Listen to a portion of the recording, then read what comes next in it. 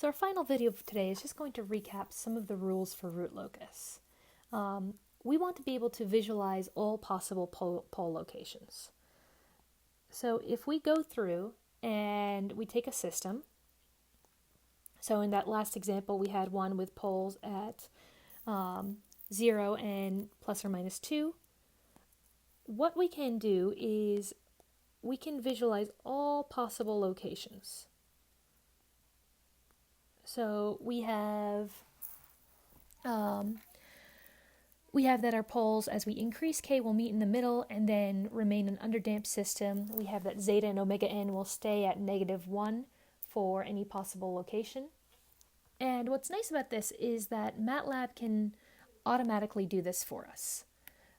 So if you are using MATLAB or some similar method, we can say R locus times sys, where system is equal to your open loop system,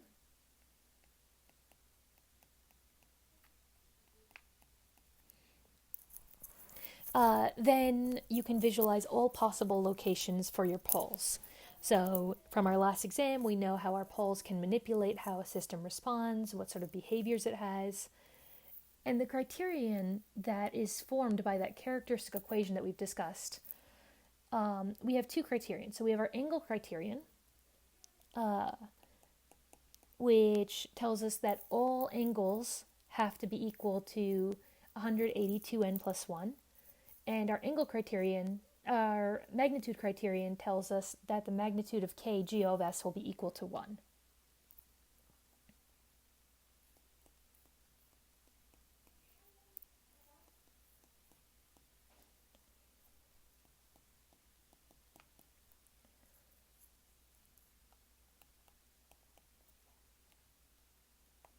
So we're going to have our angle criterion, kGO of s is equal to 182n plus 1.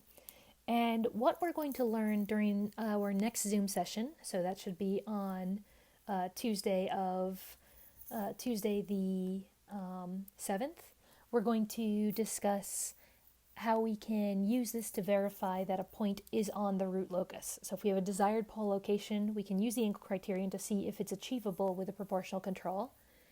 And then if it is, we can use the magnitude criterion to figure out what value of k is required to get to our desired pole location.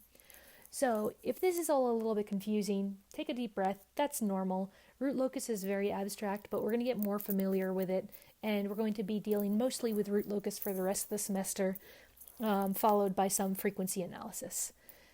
And I will see you all tomorrow, and you will see me all on Tuesday because of the difference from when I record and from when you watch.